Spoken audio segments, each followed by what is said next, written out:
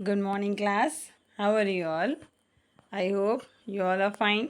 So, students, as you know, on 24th of August, we have our exam of English. Okay, so this is your revision video, and I'm going to tell you that how you are going to revise your blocks and grammar guide.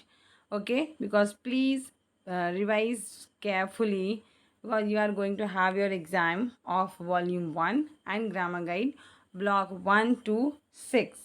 Okay, so first I want to tell you, yeah, your exam will be and multiple choice questions will be there, and 25 questions will be there, and your exam contain 25 minutes. Okay, timing is 25 minutes, and you will have 25 questions. Listen very carefully, and please see the time from the school will be as from the school it would be sent. See there, okay, and prepare for before the time. And now these are some key points that you are going to think for the revision. Read the chapters carefully along with the glossary. Okay, every chapter you have to read from 1 to 6 stories and watch the videos again if you need any if you have any doubt in any topic in any question. Okay, just see and watch the video again and study all the grammar guide chapters. Okay, you have your 6 chapters there, so please study well again as a revision.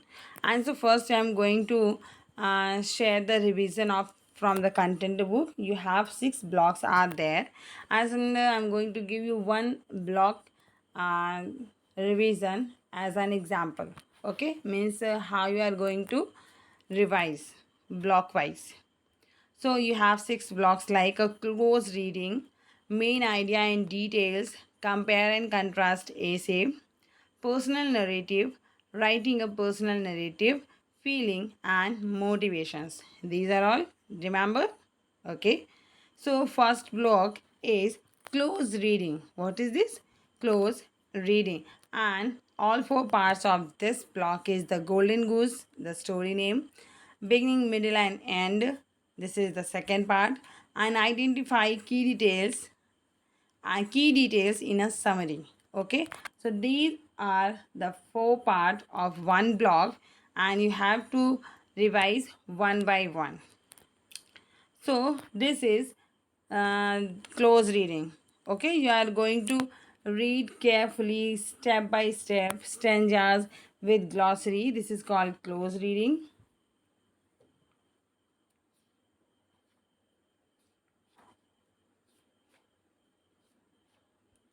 The story is there, the golden goose.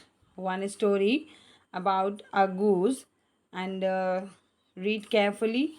And then you have the second part is beginning, middle, and end. Your story is going to divide in 3 parts. What is happening in beginning, and what will happen in middle part, and what will happen in at the end. Okay, so now your story, the old woman and her daughters lived in a mud house. The goose was magical, and in middle the goose decided to help them by giving her golden feathers, and the old woman was sad when the golden feathers turned white. The goose flew away. Okay, and the next part we learn in this block, identifying key details. Identifying key details. So what is the key details? How we can find the key details? Please read this. Details that are so important that changing them would change the whole story. This is called the key details. And key details in summary, how we can find the summary. A brief retelling of the story, which includes all key details about the characters, setting, and beginnings, middle, and end. Okay, I hope you understand how you are going to revise every block with all 4 parts. And then in the second block, main idea and details. This block is also related with this block. And here is one more story, the torch. And here you will see the beginning, middle and end, same type. And see the difference, main idea and details about the story. Okay, and compare and contrast. We will compare here about both the stories, the Taj and the Golden Goose, with the help of text to text predictions. Think about the story, what will happen in future, and then key details and main idea, and then write a summary. And then compare and contrast. We will compare both the stories with each other. What are the similarities, what are the differences, by using Venn diagram. And here are some grammar parts will be there. Compound sentence, how we can make compound with the help of conjunction, like a but, or, and like that. And writing to compare and contrast, how to write. And then personal narrative, what are the personal narrative.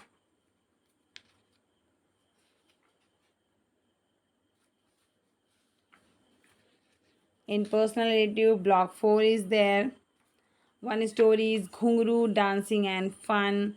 How to use personality to write a story. Okay, the girl's hobby and your hobby, we can compare with both the things. Character, voice here. Concrete and abstract noun, we will see here nouns and see the difference. Find the concrete and abstract noun in the given sentences. And then we will learn suffixes, like a tion, production, happiness, these kind of words we will learn here. And then writing a personal narrative in block number 5. Okay, so how to write a personal narrative? By using planning a personal narrative, subject and object pronoun, writing a personal narrative, revising and editing. Okay, after writing a letter, we revise it, rewrite it. Okay, subject and object pronoun. You can see what are the subject and object pronoun. Subject, this is called a noun, Chitra, and what is the object? Chitra is she, and for she we use the object pronoun, it's a her. Okay, you can see some more examples about that. Then write a personal narrative. And revising and peer editing will be there, just see. And feelings and motivations, here is some one more story about uh, about an old car. Okay, so identify adjectives, inferring character feelings, how character feelings and motivations change, and retelling the story. Okay, so students, I hope you understand well how to revise, and I told you all the chapters one by one, all the parts one by one. Please, अभी भी आपको कोई भी problem है किसी block में, after the video you can send me in comment section. Okay, before the exam I'll try to solve it. And now, grammar guide revision. You have also here 6 chapters of grammar guide. First is possessive pronoun. Possessive pronoun, this is your possessive pronoun. And polite requests, comparative and superlative adjective, prepositional phrases, adverbs, compound subjects and predicates. So one example is here, possessive pronoun. A pronoun I, you, she, he, it, we and they is a word that is used in place of a noun. Understand? So how to use a possessive pronoun? This is my pen. So this pen is mine. So revise this block also. Learn yourself.